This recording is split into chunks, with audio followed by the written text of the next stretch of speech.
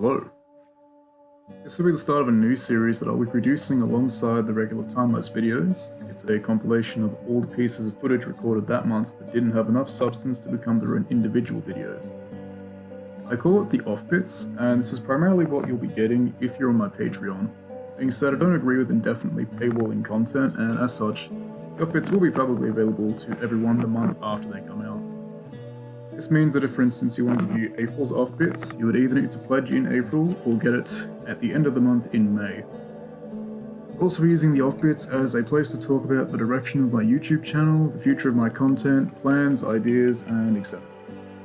What I'm working on here is a Nolzur's Marvelous Unpainted Minis unicorn model that a friend painted while he was staying at my house for a few days. I told him a few things about model painting, as he had never done it before and was interested in giving it a try. I kept as much of his work as possible and just filled in whatever he left unfinished, so it'll be as close to all of his work as I can get it. Any of you who follow my Imgur posts, I painted the gargoyles while he was painting this. I'll just use this dead space here to talk about a few things. Mainly a couple things that are going on with my hobby life during the recording of this video. So, the day before yesterday, which is 27th of April, my airbrush that I've been using to prime most of my models with Vallejo Surface Primer actually broke. So I'm stuck on working with a few other things until my replacement arrives.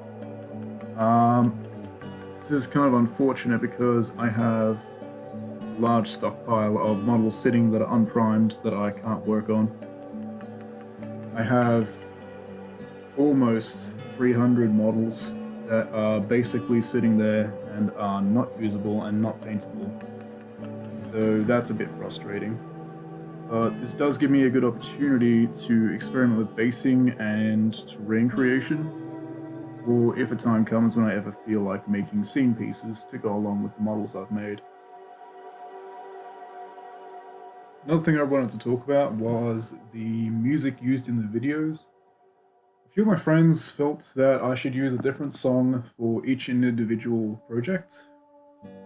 I think that's probably a good idea, but on the same hand, I would prefer just to be able to use one piece of ambient music, because I prefer to keep my format very simple and easy to follow, and the music sort of takes away from the focus of the video, which in my opinion is the model.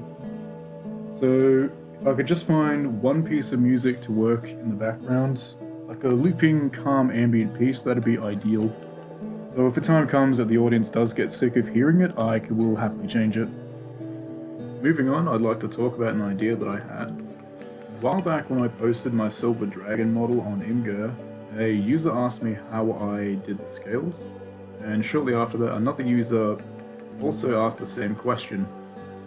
I was able to explain it in somewhat good detail, but I often feel that when I explain things through text, they don't come across exactly how I mean them. In the future, if people are interested, I'd be more than happy to record specifically just that part if they want to know how to do that for themselves. It wouldn't really be a big hassle for me, and it does give me some drive for community projects, which is always nice.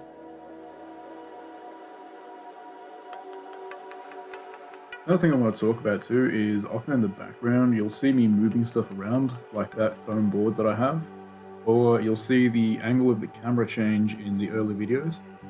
That's because I'm not using a tripod for these videos. I record all my videos from my phone, and at the moment in this video here and the older ones, I'm just propping it up against a bottle of glue and hoping that me moving on the table doesn't tip the phone over. So if I'm moving the foam boards in the background, it's just because the window that's next to my painting area often reflects light into the lens, depending on the time of day. So when you see me move the foam board, it's just because I'm turning on the floodlight that I have next to me so I can get enough light for the camera to pick up the colors on the models. Another thing too is that you'll probably notice that there is some inconsistent video quality between certain bits of footage. That's because between each and every one of these, I tend to mess with the camera settings to see what actually is doable with my phone. I only just recently found out that I can record in 4K quality at 60 frames per second, which I thought was great. So I filmed for a bit, but I noticed that it does have a downside. You can only film for 10 minutes at a time, which really limits what you can and can't film. So some of it is done in 4K, which also, I might add, takes quite a bit longer to render and upload. So I doubt that I'll be doing that until I have a better internet connection. So for the most part, I'll just be recording everything in the next closest setting, which I believe is 1440p in 30 FPS. That doesn't have a time limit though, so it's much easier to film and it doesn't take as long to upload. Also, I really can't tell the difference between a 60 FPS piece of footage and a 30 FPS piece of footage when it's sped up between 6 and 12 times for the time lapse, so it's really holding me back recording at the high qualities currently, because it takes much longer to film and it's significantly harder to actually get everything done. Here in the background, talking about this project here, this is just me taking some bits of sprue and sanding off all the rough edges so that they'd be easier to glue using some generic brand glue. I'm just sticking it to the base so that when I put on some other pieces of basic materials like static grass, flock, etc., it'll help have some raised areas and some difference in the surface. I tend to reuse and recycle as much as I can. I'm very sort of DIY when it comes to this, because I don't really like spending a large amount of money on basic materials. I feel like half the fun of it is making them yourself and seeing what works.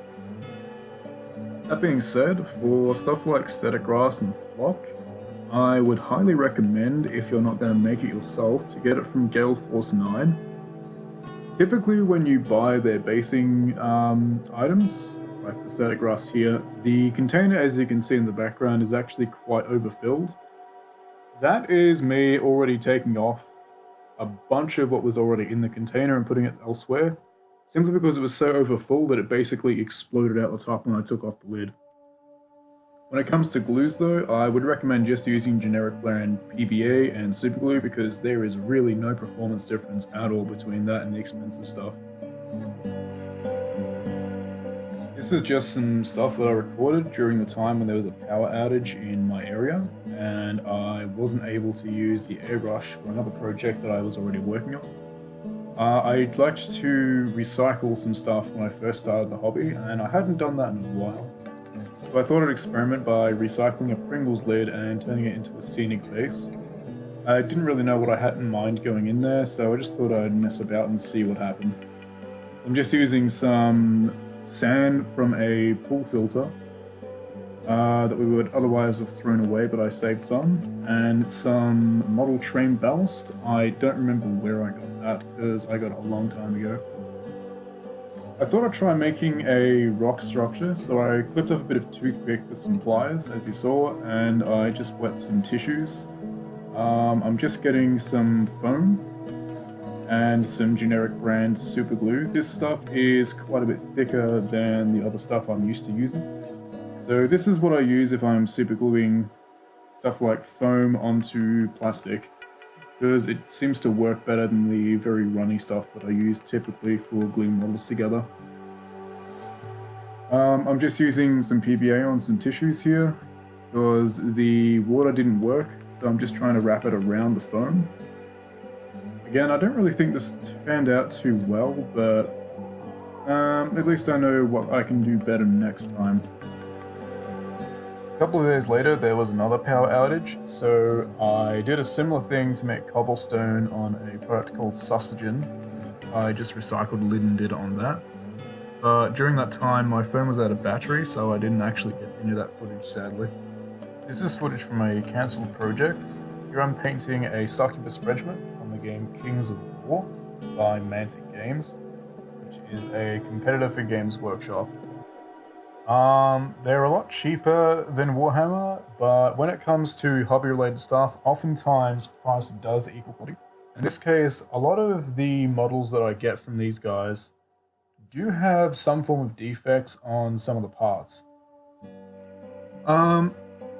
Though that being said, I was able to get this box of 20 Succubus for 25 Australian dollars plus shipping, whereas, for instance, a box of 20 Space Marines can go for anywhere between $60 to $80 here. So it's a toss-up, really. These will be a lot lower quality, but you get a lot more. I used some magnets in the bases of these, because the original idea was to magnetize them to a tray. So I used some super glue for that. A few of these I tested some Revell Professional Contact Glue on, but I don't really feel that the product is overly great for sticking parts together straight away. A better use, in my opinion, for it is using some just cheap super glue to stick the parts together and then putting some Revell in between them, or just using a product called Mr. Cement Deluxe, which works quite a bit better. I've recently fixed a problem with my mic, which made it very hard to hear me, so hopefully I should be able to speak closer to my natural speaking voice instead of having to talk loudly at my computer. I don't really like being loud and obnoxious when I'm doing hobby stuff. I don't feel that it adds much to the video, so I'll try to just keep them as calm as I can because I find that works for me. This has been the Offbits for April 2018. If you want to see the May Offbits in May, pledge to my Patreon or wait until the month after and watch it for free. Thank you for watching.